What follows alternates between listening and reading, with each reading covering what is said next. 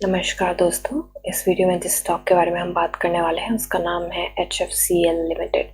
ये स्टॉक 92.10 के प्राइस पे ट्रेड कर रहा है। मार्केट में इसने 3.37% का अप मूव दिया है। मार्केट कैप है इसकी 13,159 करोड़ की। प्रोमोटर होल्डिंग 37.80% है। बुक वैल्यू इसकी 24.90 है। डिविडेंड यील्ड 0.22% है। फेस वैल्यू 1 है। फंडामेंटल वीडियो मैं ऑलरेडी बना चुकी हूँ, प्लेलिस्ट में ऐड कर दूंगी, आप देख सकते हैं। अभी के लिए देखें तो इसको गोल्डन क्रॉस मिला था दिसंबर में एंड तब से स्टॉक ने काफ़ी अच्छे मूव दिए हैं। अभी करेक्शन हुई है सभी स्टॉक्स में तो ये काफ़ी नीचे आ गया एंड अभी ये 50 DMA के नीचे एंड 200 DMA के ऊपर ट्रेड कर रहा है। पी रेशियो मीडियन से छोटू सी ऊपर है, इतनी कोई दिक्कत की बात नहीं, करेक्ट हो चुकी है। हालांकि सेल्स एंड मार्जिन में ग्रॉस प्रॉफिट मार्जिन जिगजैग ही चल रहा है पहले से ही, अभी देखें तो इम्प्रूव होने की कोशिश कर रहा है and sales quarter on quarter decrease हुई हैं। बट वैसे ये फंडामेंटली काफ़ी स्टॉक मुझे अच्छा लगता है, अच्छा स्ट्रॉन्ग स्टॉक है। अभी के लिए चलते हैं हम इसके चार्ट पे। तो देखिए चार्ट में जैसे कि स्टॉक चैनल के अंदर ट्रेड कर रहा था एंड फिर इसमें काफ़ी गंदे तरीके की करेक्शन आई, तो अभी के लिए स्टॉक जो है ये सपोर्ट बना चुका है 89 का एंड मुझे लगता है कि शॉर्ट टर्म में अगर स्टॉप लॉस भी बनता है तो 89 का बनता है या फिर अगर 87 का बनता है उसके बाद 87.50 के आसपास का। तो अभी के लिए देखें तो मुझे लगता है स्टॉक हमें अच्छे मूव देने वाला है। पहले तो इसमें है वॉल्यूम, देखें तो थर्सडे को वॉल्यूम आया था 11 मिलियन से ऊपर एंड अभी जो फ्राइडे को वॉल्यूम आया है वो आया है 18 मिलियन से ऊपर।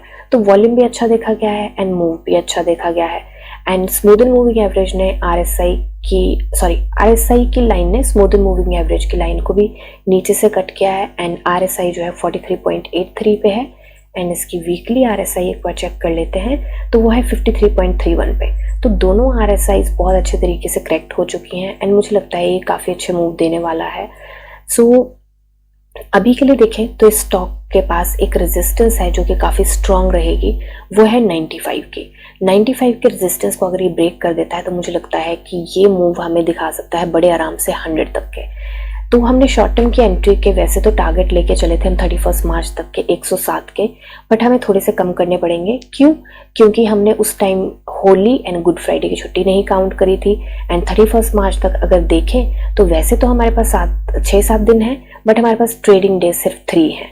तो मैं उन ट्रेडिंग डेज को ध्यान में रखते हुए अपना टारगेट जो है वो 101 का लेके चली हूँ यहाँ पे एंड हो सकता है कि ये हमें काफ़ी अच्छे मूव दे दे। हमें टारगेट रिवाइज करना पड़े और जो हमारा पुराना टारगेट था हो सकता है वहाँ तक के हमें मूव दे 107 तक के, बट हम ज़्यादा ऑप्टिमिस्टिक नहीं हो सकते क्योंकि टारगेट अचीव होकर रिवाइज कर ले तो खुशी होती है बट अचीव ना हो बड़ा टारगेट तो काफ़ी दुख लगता है।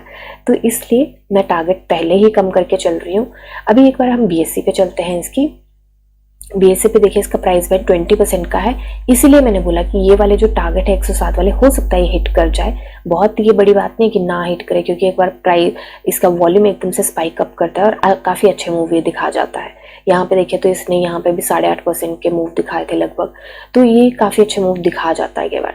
तो अभी के लिए BSE की हम बात कर रहे थे, प्राइस बैंड 20% का है एंड यहाँ पे न्यूज़ आई है तो उनको देख लेते हैं। ये जो न्यूज़ है पहले इसको देखते हैं अलॉटमेंट की जो है। तो यहाँ पे इन्होंने बताया है कि इनकी 15 अक्टूबर 2022 को मीटिंग हुई थी कुछ रिगार्डिंग कुछ शेयर्स थे 1 करोड़ 41 लाख के आसपास के जो वारंट थे वो उन्होंने कन्वर्ट करने की कुछ ऐसी बात हुई थी। तो यहाँ पे बेसिकली क्या है कि इन्होंने बोला है we would like to inform that the company received some of 13 crore 20 lakh का इनको मिला है। वो क्या मिला है वो अभी पता चलेगा और बैलेंस जो बचता है मतलब 25% ही है ये और balance being balance 75% of the warrant exercise price in respect of 22 lakh warrants.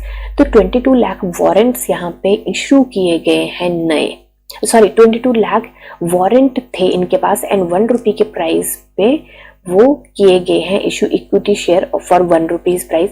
तो बेसिकली यहाँ पे 22 लाख न्यू शेयर भी किए गए हैं, यहाँ पे 22 lakh new equity share of the company allot किए गए हैं। तो बेसिकली अगर देखा जाए तो इस न्यूज़ का प्राइस के ऊपर कोई फर्क नहीं पड़ेगा। क्यों?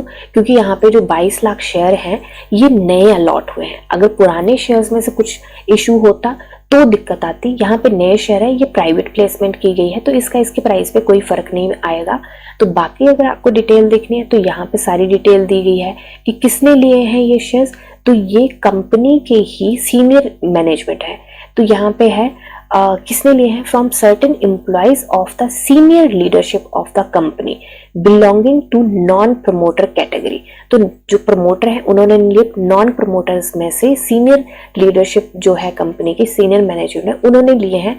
यहाँ पे उनके नाम दिए गए हैं, 3 लोग हैं एंड नॉन प्रमोटर हैं, एंड कितने कितने इक्विटी शेयर उन्होंने लिए हैं वो भी यहाँ पे सारा ब्यौरा दिया गया है। तो यहाँ पे आप देख सकते हैं किस किस तरीके से है। यहाँ पे उन्होंने सारा नंबर ऑफ शेयर्स भी बताए हैं, कितने वारंट्स थे जो कन्वर्ट होके नंबर ऑफ शेयर्स बने हैं, एंड एवरीथिंग सारी यहाँ पे बताई है। एंड बाकी मुझे लगता नहीं है कि कंपनी के प्राइस पे इस पर कोई भी फर्क पड़ेगा। दूसरी जो न्यूज़ थी वो ये है कि 28 मार्च को इनकी एक वर्चुअल मीटिंग है जो कि है Bharat connect conference rising star, and ये किसने होस्ट किया है, ये किया है अरिहंत कैपिटल्स ने। तो ये थर्सडे को 28 मार्च को इनकी एक वर्चुअल मीटिंग है, तो वो इन्वेस्टर मीट है बेसिकली।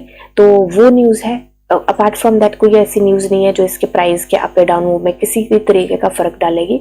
तो अभी के लिए शॉर्ट टर्म की एंट्री मैंने आपको बता दी कि मुझे लगता है कि यहाँ 101 के आसपास, 100 या 101 से आसपास ये ट्रेड करता हुआ हम इसको देख सकते हैं अगर मार्केट साथ देती है। अगर मार्केट में करेक्शन आ गई, निफ्टी नीचे गिर गई, वो एक अलग बात है। बेस्ट केस सिनेरियो में मुझे लगता है ऐसा हो सकता है कि ये 101, 100, 101 के आसपास ट्रेड करे।